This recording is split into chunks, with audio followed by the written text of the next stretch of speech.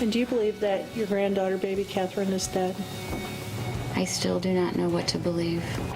Now on Fox 17 News at 10, testimony continues in the murder trial for baby Kate, what the suspect's mother revealed in court tonight. Donald Trump causing a buzz in downtown Grand Rapids today. It's what everybody's talking about, his unannounced visit. Details on the trip and a reaction it's getting. And a vigil tonight in Kalamazoo to remember the 19 local children who've lost their battles with cancer. Hear how they're keeping their memories alive coming up. Thanks for joining us tonight. I'm Christian Frank. The News at 10 starts now. From the station with the most local news, Fox 17 News at 10 starts right now. First at 10, another rainy and cool day across West Michigan. You getting tired of this? I sure am. That's a look at live radar, what's continuing throughout the night. So the big question is, what does the weekend hold in store? Joe Kopechek in the Weather Center with details. Well, Christian, I wish I could say it's going to be sunny and warm as we go through the weekend, but we've got a continuation of the same pattern that we saw today for tomorrow. We'll start to improve it a little bit by Sunday.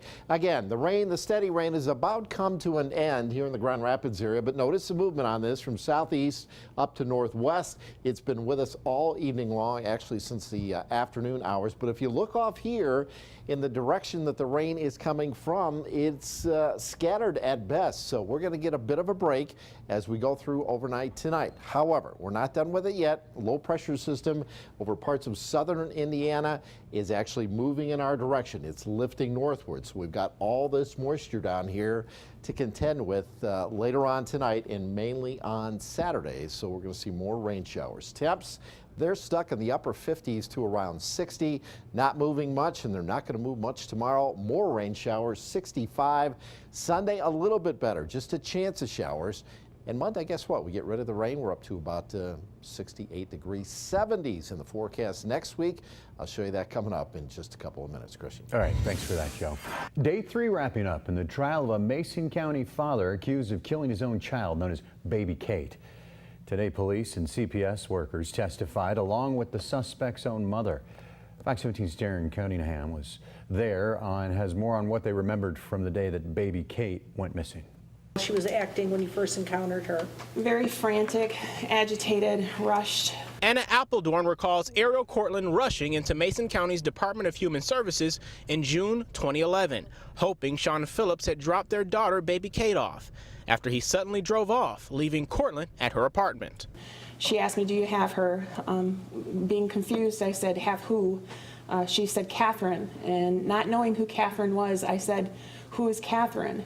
And she said, my daughter. And I said, no, why would I have your daughter? And she said, because her dad took her. Ludington police officer Chad Skiba was the first to respond to Cortland's 911 call that day from a friend's cell phone. She was very frantic, talking with her hands, super excited, just talking fast. Could tell something was wrong. Skiba then said Phillips returned his call a couple hours later, claiming he left Kate with Cortland, something the defendant also apparently told his mother, Kim Phillips, who was grilled the longest on Friday. She said it wasn't until after the infant disappeared that Kim and Larry Phillips learned Kate was in fact their granddaughter. And flash forward to July 2012, Phillips wrote Cortland a surprising letter from jail, saying he left Kate in a peaceful place. When you read the letter, did you follow up with your son as to where the peaceful place was that he had left Catherine? On a personal visit with him, yes. Did he tell me anything? No. And do you believe that your granddaughter, baby Catherine, is dead? I still do not know what to believe. Darren Cunningham, Fox 17 News. We'll have more updates on the trial as the case resumes next week. New information tonight about the initial search through the home and van of suspected kidnapper and murderer Jeffrey Willis. Newly released court documents show Willis was acting nervous when they made that initial traffic stop and took him in for questioning. He told police that he felt like he was being arrested because he couldn't drive his own van down to the police station and instead had to go in the police car. At his home, they say they found a list of items that could be used to commit sexual assaults and lip gloss that seemed out of place found in the driveway. Willis is now officially charged with the murder of Jessica Haringa. He'll be back in court next week. Donald Trump making a surprise visit to the Ford Museum, followed by what's being reported as a private fundraiser downtown with some of West Michigan's wealthiest Republicans. While at the museum, he waved at his supporters and people just visiting for art prize. He paused for photographs in the replica of Mr. Ford's Oval Office and then went outside to pay his respects to the late president and his wife Betty at their graves. Trump also made a stop at the Kent County GOP headquarters to speak with a room full of supporters and volunteers. His visit, as you might imagine, bringing in mixed reaction. I think it's good he's out, meeting with people, and glad to see him in Michigan. At least the candidates, should come to the different states, especially Michigan, that matters. He's misogynistic, he's racist, he's sexist, he's just not a politician overall. I mean, he doesn't have the qualified experience, and the kinds of things that he is spreading is just so hateful. After his visit, Trump went on to Novi for more campaigning. Well, it's the last day of Childhood Cancer Awareness Month, and in honor of that, one group put on a vigil tonight for families dealing with childhood cancer. Fox 17's Rebecca Russell live at Bronson Park in Kalamazoo, where the event was held to remember local children who've lost their battle with cancer. Rebecca? Right, Christian. Well, it was definitely an emotional evening here at Bronson Park in Kalamazoo, where families and loved ones were remembering the 19 local children who have lost their battles with cancer. That number rising from just 16 last year.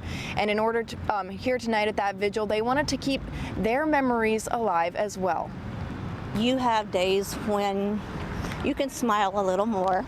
The days she can smile a little more, Melinda Jackson says, like Friday night at Bronson Park, where she, along with 18 other families, remembered their child taken too soon from cancer. There's really no words to put into it because it's something that you get that diagnosis originally, and it just knocks the breath out of you because you don't expect it. But with the happy memories comes the sadness, the moment of diagnosis and the battle to come. My 2.5-year-old son was diagnosed with leukemia, and just everything I learned about childhood cancer made me realize that they need advocates out there talking for these kids because there's just not enough awareness out there. So I've made it my life's passion and my life's work to speak for them. Farrell Howe now becoming an advocate for pediatric cancer through organizations like Cancer Families United, providing funding for research and treatment. Tonight's focus will not only be about honoring these children, but also making people aware of what's happening. Our backs are up against the wall, really, in terms of lack of funding and lack of awareness. The vigil ending with 2 minutes of silence because a child is diagnosed with cancer every 2 minutes. We lean on each other for support. We couldn't imagine going through it without all these people.